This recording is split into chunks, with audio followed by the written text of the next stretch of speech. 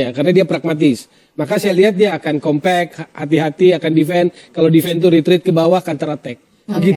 Halo sahabat Sport News Indonesia, kembali lagi di channel Sport News Indonesia.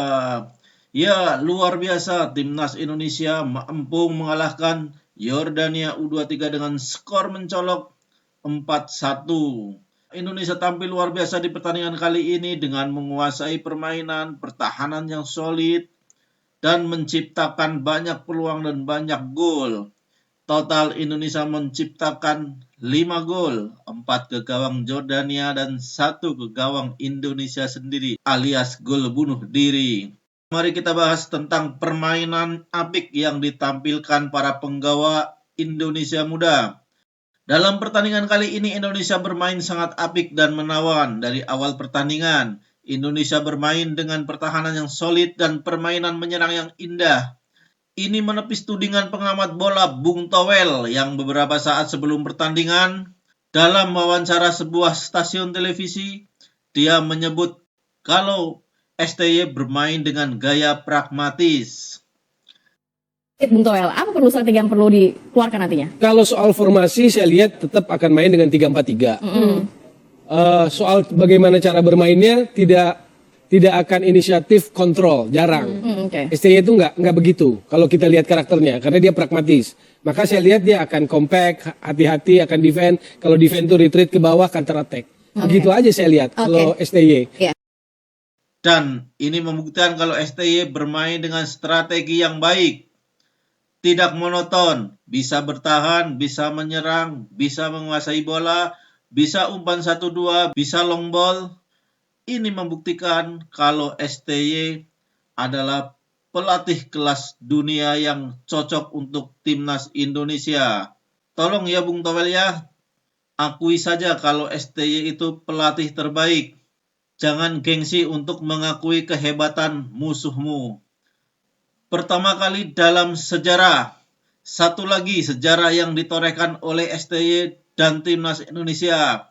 Ini adalah penampilan perdana Indonesia U23 di Piala Asia U23. Indonesia sudah mencetak sejarah dengan tampil perdana, mencetak sejarah dengan kemenangan perdana, dan mencetak sejarah tampil di babak 8 besar. Ya, dengan begitu semua target STY tercapai, yaitu target dari PSSI. 1. Lolos babak 16 besar Piala Asia. Indonesia sudah membuktikan Indonesia dapat tampil di 16 besar Piala Asia walaupun akhirnya kita kalah 0-4 dari Australia. Yang kedua, lolos 8 besar Piala Asia U23. Dengan kemenangan kali ini, kemenangan fenomenal 1-4 dari Yordania, mengantarkan timnas Indonesia lolos ke babak 8 besar. Di sana kita sudah ditunggu oleh raksasa Asia lainnya antara Korea Selatan atau Jepang. Sedangkan target pribadi STY adalah lolos semifinal Piala Asia U23 2024. Apabila kita di babak 8 besar mengalahkan Korea Selatan atau Jepang, kita otomatis lolos ke babak semifinal.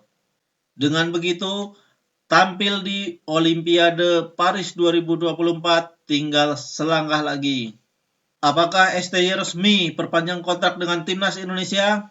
Ya, PSSI memastikan akan mengajukan proposal perpanjangan kontrak hingga tahun 2027 untuk Sintayong. Hal ini sesuai kesepakatan profesional antara PSSI dengan STY sebelum gelaran Piala Asia dimulai. Tetapi jangan bangga dulu, jangan senang dulu. Belum tentu STY menerima proposal perpanjangan kontrak ini karena prestasi yang dia ciptakan sudah luar biasa. Pasti dia akan meminta harga yang lebih dari PSSI. Selanjutnya, harapan pecinta sepak bola tanah air ya. Ya, harapan kita semua adalah kita bisa lolos Olimpiade Paris 2024.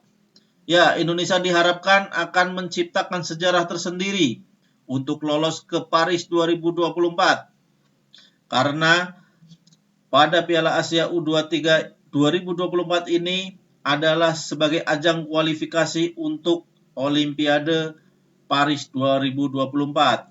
Apabila kita mendapat peringkat ketiga, minimal peringkat ketiga, kita akan lolos ke Olimpiade Paris 2024. Ya, ini memang adalah Piala Asia U23 yang spesial dibandingkan dengan edisi sebelumnya, karena ini adalah ajang untuk kualifikasi Olimpiade 2024 yang akan dilangsungkan di Paris, Perancis. Oleh sebab itu, tim-tim besar Asia mengirimkan wakil-wakil terbaiknya untuk dapat berpartisipasi di ajang tersebut. 2. Lolos Piala Dunia 2026. Ya, tentu harapan kita semua adalah kita dapat lolos ke Piala Dunia 2026 yang akan dilangsungkan di Amerika Serikat, Kanada, dan Meksiko. Ya, seperti yang kita tahu, kita sudah mendekati ke babak ketiga kualifikasi Piala Dunia 2026 zona Asia.